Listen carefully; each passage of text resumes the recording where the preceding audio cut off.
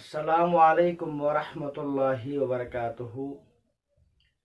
محترم سامعین و ناظرین حضرات، آج میں آپ حضرات کے سامنے انتہائی اہم حدیث بیان کرنے جا رہا ہوں۔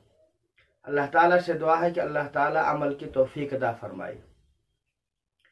امام الانبیاء سرور کائنات حضرت محمد مصطفیٰ صلی اللہ علیہ وسلم نے ارشاد فرمایا، خیرکم خیرکم لأہلہ، تم میں سب سے بہتر وہ ہے جو اپنے گھر والوں کے ساتھ سب سے اچھا ہو۔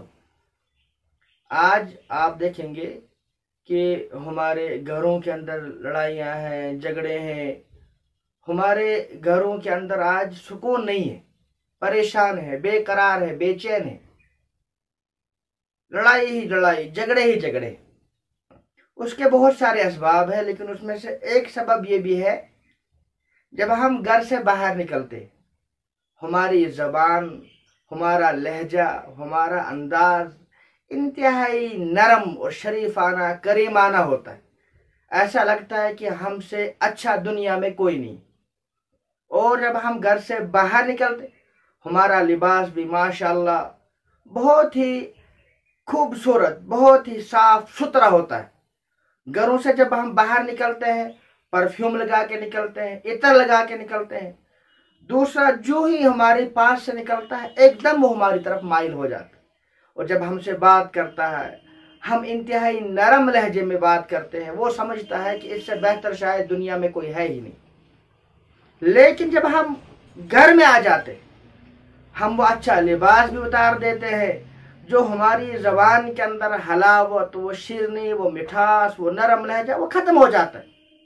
ہم اپنے گھر والوں کے ساتھ، ماں باپ کے ساتھ، بھائی کے ساتھ، بہن کے ساتھ تیز لہجے میں بات کرتے ہیں، اور جب ہم گھر سے باہر نکلتے ہیں تو نرم لہجے میں بات کرتے ہیں۔ اسی وجہ سے باہر کے لوگ تو ہماری تعریف کرتے ہیں، لیکن جب گھر میں آتے ہیں تو گھر میں لڑائی جھگڑے شروع ہو جاتے ہیں۔